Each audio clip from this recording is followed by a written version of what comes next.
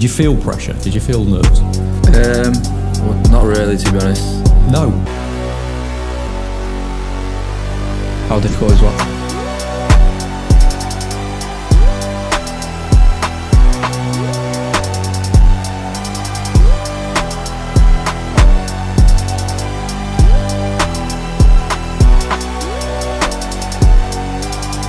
Don't know. Next question. Being too stupid to feel or even understand pressure must be an elite tool for an athlete. So listen to this. If you're one of those people who watch Cole Palmer stutter in his interviews and think to themselves, see, he's so dumb, I got bad news for you. It's time to lock those eyes to the screen and realize that Cole Palmer is one of the smartest players in the league. I don't care what goes on outside the pitch. This guy has been pulling outlandish numbers since he was a child, and still, check any scouting reports and the first thing they mention is never his dribbling or his goal scoring, it's his football IQ. The kid is a footballing genius. Go back to 2010 when the kid was still back in goddamn Wythenshawe, splitting his time between after-school detention, watching his father in the Sunday League and playing grassroots football, and everyone around him already knew it. Just listen to what his first coach once said. Every game, I'd catch myself about to yell, "What are you doing?"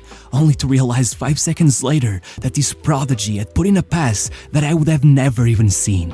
At that age, Liverpool City and his childhood club Man United were already all coming after him, and even then, he remained cold-blooded. The second United told him he'd only be coming in for a trial, he turned their backs on him and joined City instead.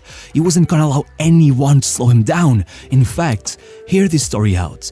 In 2018, the Man City Academy held a meeting to decide which players to kick out of the club, and Cole Palmer's name was on the list.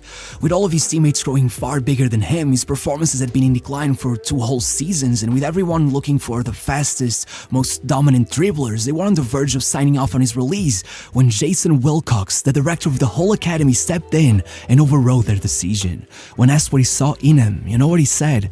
He's extremely clever. You guys can even see the things he's seeing. And over the next 12 months, after years of going home lamenting to his father that he just wished he was bigger, Palmer jumped up from 5'7" to 6'2" in a flash. Just 1 year later, not only was he captaining Man City's under-18s to the league title, putting down 20 goal contributions in 1100 minutes, but he had put them in the final of the FA Youth Cup, where he assisted their first to level the match, then score the winner and lifted up his jersey to show a picture of Jeremy Whiston, his former teammate who tragically took his own life after City refused to help him find an agent after dropping him from the academy right in the middle of the pandemic. As Palmer would go on to say, off the pitch, I may not be the loudest guy, I don't say much, but once there, it all comes out. And over the next 3 years, it would not be any different. The only problem was that the reward never came.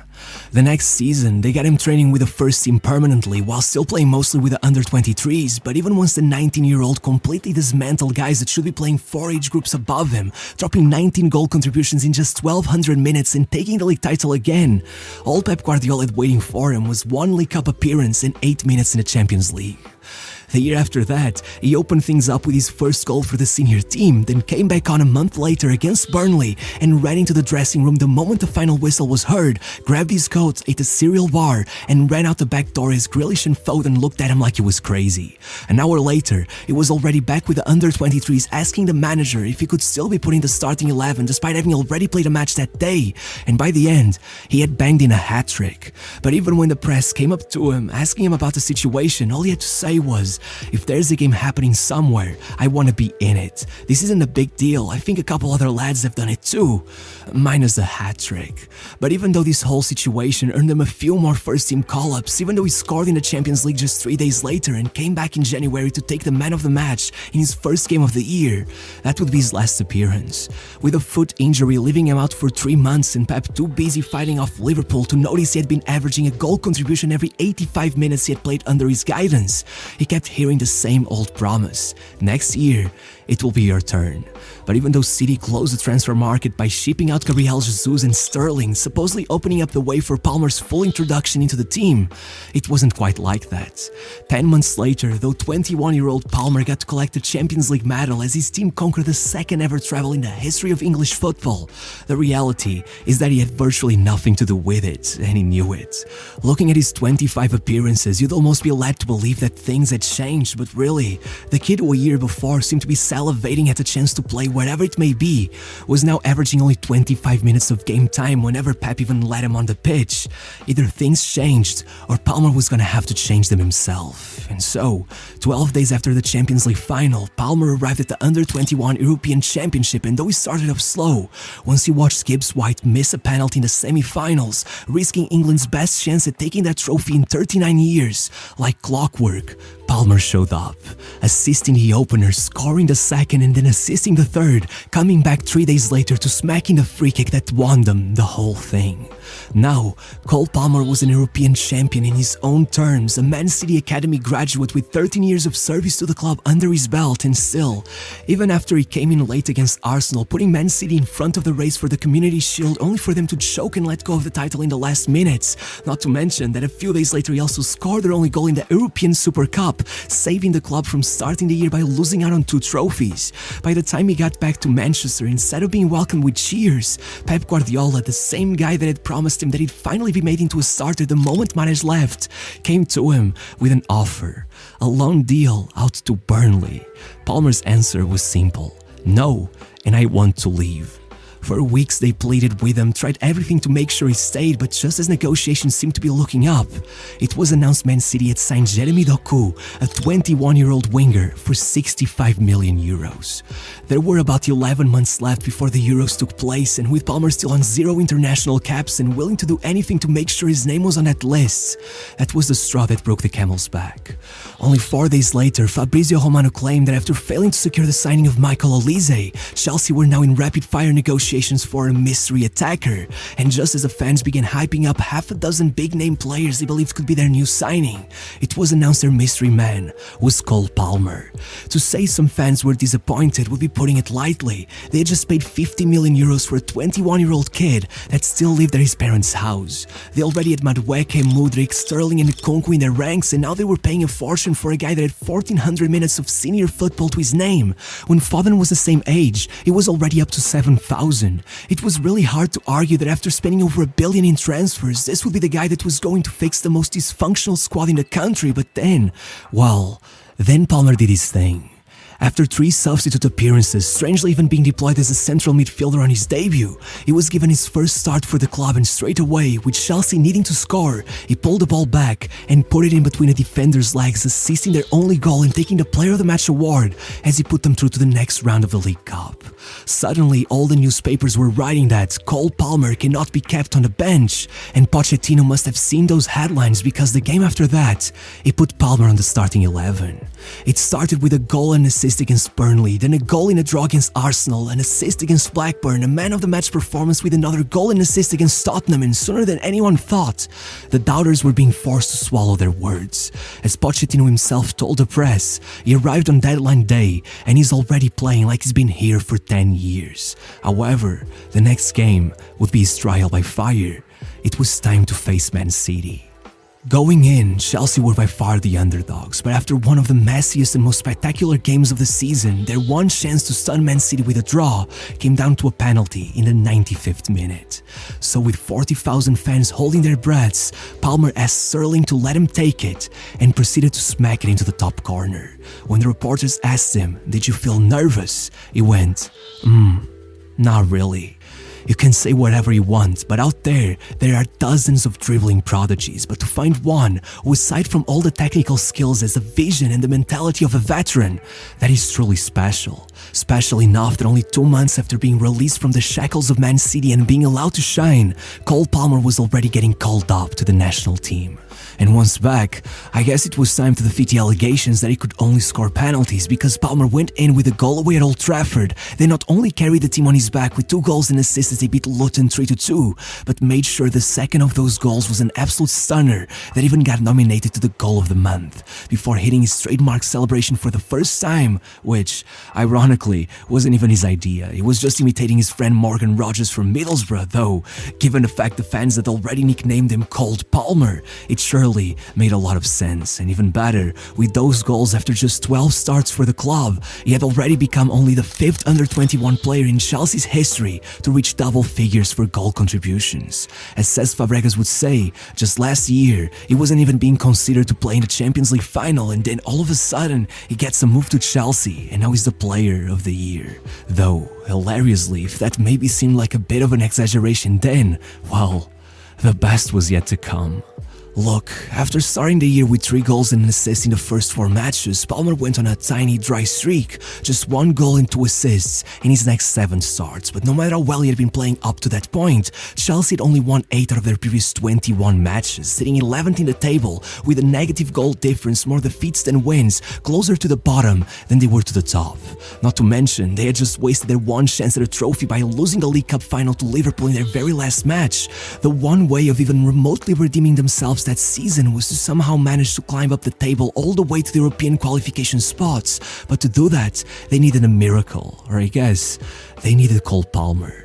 First game, he assisted a late equalizer just as they were about to come out of it with a defeat to Brentford then. By the way, remember when I mentioned he had become the 5th under-21 Chelsea player in history to break 10 goal contributions in the Premier League? Well, now he had already outright broken Arjen Robben's record that stood for nearly 20 years. And the game after that, he pulled off a goal and assist, clutching the 3-2 win against Newcastle. 6 days later, having already scored a goal and started the counter that led to the other, he went into injury time still tied against second-tier Leicester thanks to the fact he allowed Sterling to take a penalty, which he missed. So again, Palmer came out of nowhere with a backheel assist to secure the win. And finally, against Burnley, he pulled off another race to force the game into a 2-goal draw, convincing half the country that unless Cole Palmer's legs gave out, Chelsea would not taste defeat again. And as for that other half, well, the next game was against Manchester United. It all started off well, with Chelsea going in front 2-0 in just 20 minutes, with of course Cole Palmer scoring through a penalty, but then Chelsea started playing just as they had the whole season, and by the time the game went into injury time, they were behind. Still, with everyone believing the match was done and dusted, 6 minutes later, Dalot brought Madueke down inside the box, which, as you may have guessed, meant another goal for Cole Palmer. Though that one stopped looking as impressive once he scored another just a couple minutes later to complete the hat-trick and take the win for his team. But yet again, that would not be the peak of his season. The next game, he assisted a decisive goal in yet another draw, and then against Everton. No words would do it justice. To start things off, a backheel touch to Jackson, then the cleanest of curlers with his left foot. 5 minutes later, he comes out of nowhere to head in his second, and only 11 minutes after that, he intercepts it and smacks it in from 40 yards out. It was the fastest perfect hat-trick in the history of the Premier League, the only first-half hat-trick in Chelsea's history, the first Chelsea player to score in 7 consecutive home games, and only the second to score hat-tricks in back-to-back home matches. And even after all of that, with Jackson and Madueke arguing over who would take a penalty, he goes in, takes the ball, pushes them away, and sends it in as cool as ever, going level with Berbatov as the second player to score the most Premier League penalties without missing, and with Erling Haaland as the Premier League's top scorer, despite having taken only 60 shots up till that point, while Haaland was already up to 101. As the legendary Alan Shearer would say, we're talking about a player with massive mental strength that isn't a moment where he isn't calm and measured. Or in the words of The Athletic, to watch Palmer is to watch a footballer who thinks at a higher speed and definition than those around him. That's his football IQ. He slows down the mind's eye and then he finds the space, usually where there shouldn't be any. And of course, to finish off the season, a goal against West Ham and then an assist in a 3-2 win, a goal in a 2-1 win, and an assist for the winner in the final match of the season, completing a run of 12 matches without a defeat and getting Chelsea up to 63 points, out of which he was directly responsible for 27. Take away the points won by Palmer's goal contributions and Chelsea would be just above Forest, 1 place above the relegation line. Meanwhile, they were instead 6th with direct qualification to the Conference League. In what was practically his debut season, Palmer had contributed to 48% of his team's goals, more than any other player in the league, 33 23 goal contributions in 33 matches, only bested by Ronaldo and Haaland across under 22 players, despite the fact that thanks to his late transfer and initial doubts, Palmer had only played 74% of the available minutes. Make those stats time-dependent and suddenly it'd be above every Chelsea player in modern history, except for 2010 Drogba. Not even Prime Hazard could beat this version of Palmer, and though Haaland would indeed end up beating him to the Golden Boot, well, we're talking about a goal-scoring monster. Ignore him, and the highest goal scorer over the previous decade had taken 23 goals, only one more than Palmer, meaning that no matter what, when the awards came, that was meaningless. Palmer was awarded Chelsea's Player of the Season twice, once by the fans and another by his teammates, then the Premier League's Young Player of the Year and the PFA Fans Player of the Year, only narrowly missing out on the main award to Foden. But I mean, would the same have happened if they switched teams? I don't know, but when they asked Guardiola about Palmer, the one that got away, he said, "If I had given him the same minutes I gave Foden, he'd still be here. That is my responsibility." But again, and I feel like I've said this a million times, he wasn't done. Palmer had gotten his ultimate wish. With James Maddison going out injured, he was called up to the Euros. Look, no matter what, they barely even considered him. 20 minutes across 3 group stage matches and not a single start throughout the whole tournament. And somehow, he still managed to be one of the most decisive players. In the semi-final, with the game about to go into extra time, he was subbed in with 10 minutes left alongside Watkins, who told him, "Set me up and I'll score." And not only did he do just that, putting them in the final, but once there, again, he came in late and with England trailing behind, he needed only 4 touches on the ball to score the equalizer, though England would concede again and go home empty-handed. But trust me, regardless of how little game time he got, there were not many players on that team who deserved that trophy much more than him. And thankfully, there's still time. Not only has Palmer started his second season with a goal and 4 assists in his first 5 matches, but with rumors already brewing that another club could come in and take him from Chelsea, one thing is sure, wherever he goes, I'm sure he will never freeze up under those floodlights.